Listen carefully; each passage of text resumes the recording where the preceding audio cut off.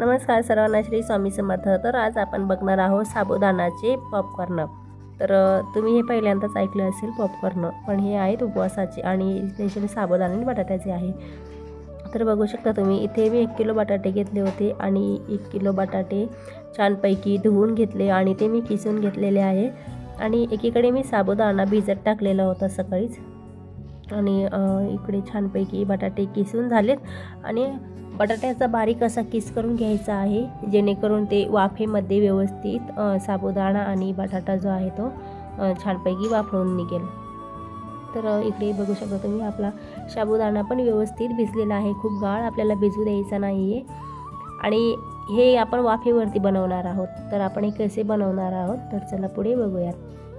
तर इथे मी बटाटा किसून घेतलेला आहे आणि साबुदाण्यामध्ये मी बटाटा मिक्स करून घेतला आहे आणि त्यामध्ये थोडंसं मीठ घातलेलं आहे चवीप्रमाणे. तर तुम्ही त्यामध्ये तिखट हिरव्या मिरच्यासुद्धा घालू शकता. तर इथे मी एकीकडे गॅसवरती पाणी उकळी येण्यासाठी ठेवलं होतं आणि माझ्याकडे पातेलं नसल्यामुळे मी चाळणी आहे, तर त्या चाळणीच्या मापाचंच मी इडलीचं भांडं आहे, तर त्यामध्ये पाणी ठेवलेलं. साबुदाणा आणि बटाटा व्यवस्थित मिक्स करून घ्यायचा आहे.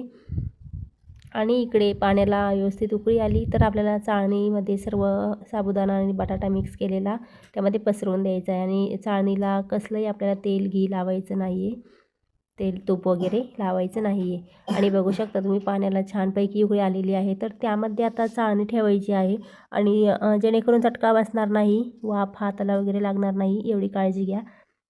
तर आपल्याला इथे वाफेमध्ये आपल्याला 10 मिनटं तरी होऊ द्यायचं आहे. तर आता मी इडलीचं झाकण, भांड्याचं झाकण त्यावरती झाकून दिलेलं आहे. आणि तुमच्याकडे भांडं नसेल तर तुम्ही एखाद्या पातेल्यामध्ये किंवा कढईमध्ये सुद्धा करू शकता. फक्त आपल्याला त्या मापाचं वरती ताट वगैरे पाहिजे. तर बघा, इथे छानपैकी वाफळून निघालेलं आहे. आणि बटाटा जेव्हा आपल्या हाताला लागेल तर आपल्याला बघायचं आहे की बटाटा नरम झाला आहे का. आणि ज्यावेळेस बटाटा नरम झालेला आहे तर आपल्याला ते चाळणी व्यवस्थित काढून घ्यायची आहे. आणि ज्यावेळेस बटाटा आणि साबुदाणा हा मिक्स होतो ना, तर त्यांना एक चिकटपणा येतो, तर त्यामुळे ते चिकट होतं. तर आपल्याला हाताने वडे तोडता येत नाही.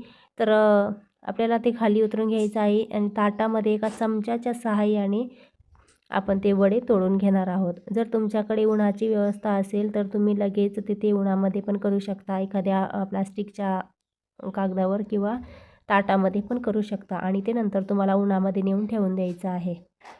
तर असेच मी इथे पूर्ण जे